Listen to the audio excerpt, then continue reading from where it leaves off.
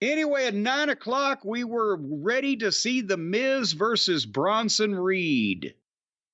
And of course, earlier in the night, they had done the deal where when Liv and Dominic were coming in the arena, Bronson Reed and Braun Strowman had fought right past him and knocked over a bunch of shit and continued on.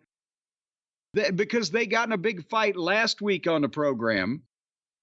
And just went back and forth, just hitting each other with shit and big moves and throwing security away and doing the whole 9 yards. And you seemed a little gleeful about it when I talked to you earlier about the backstage and through the arena fighting of the two behemoths. These two giant guys, and giant in different ways, so they look different out there, fighting, starting with the brawl in the parking lot and the splash on the car.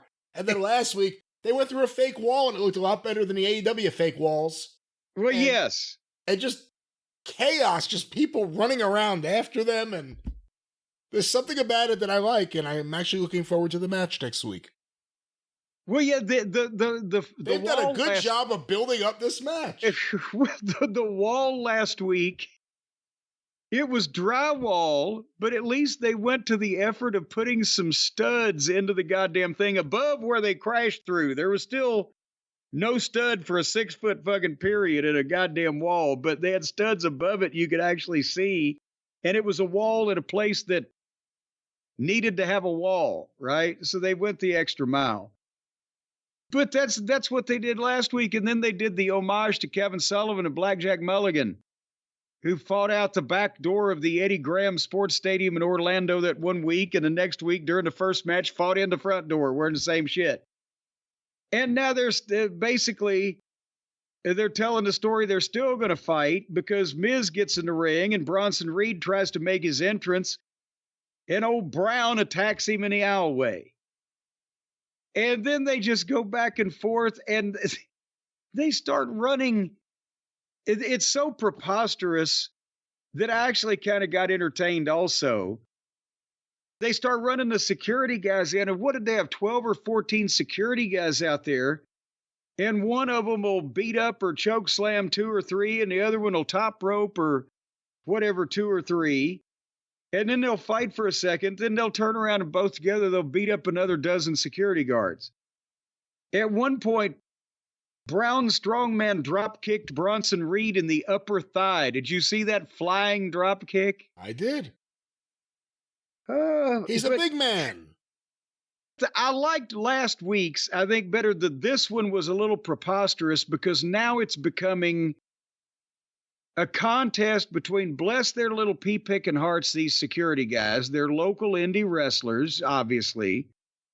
But it's becoming a bump-taking contest as to who can take the most even over-exaggerated bump for one of the monsters, and the most action comes out of the security guard, Ned Flanders from Springfield, who you never heard of before and will never see again.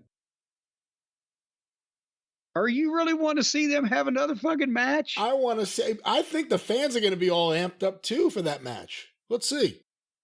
They need to be. As a matter of fact, that's what they need to do at the front door when the fans are entering the arena. They need to pass out a baggie full of fucking meth to each one of them to get them amped up to see that match. They've had running security guards. They've had parking lot brawls and destroyed roofs of cars. They've had walls that got destroyed. They had turnbuckles ripped off because of just the mass force of being. The mass force of being, the centrifugal fucking mass and girth of them.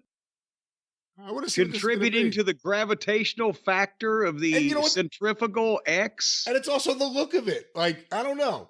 If not Braun. There's a lot of Brauns and Bronsons, and it's a lot of everyone with the same name all of a sudden. Bronson Reed, if he was like 6'5", I probably wouldn't be as interested. But because he is a big guy, but he looks different than Braun Strowman, who's a classic, I'm going to just inject this, whatever it is, kind of big guy. You know, I kind of like the way it looks. You're saying it's got to be a bowling ball against a fucking meathead. I'm saying we've seen a lot of meathead versus meathead. It's a nice change of pace. It's a nice change of pace. Now it's a meathead versus a fat ass is what you're saying. Meathead versus meatball. All righty then. Nevertheless. Are you looking forward to it now? No, Oh, I'm come not. on, you because are. they're just doing stunts at this point, and trying to have a match in the ring. What's a last monster standing match? So I'm sure they'll go through the arena again. But monster. Does Braun? They did the mash. They did the monster match. I was about to say Braun, but that's Braun Breaker. Bronson Reed, that's his name. He has to go over, right? I'd love him to. I really would. Because, I mean, the whole thing is about teasing Rollins' return. Rollins just got pushed on the field at the NFL game over the weekend, so he's obviously getting close to return, I would think. I thought he fell accidentally. Well, nevertheless, you hear that thunder? We better pick up the pace here. I might not be on the air much longer. Mother Nature is moving in.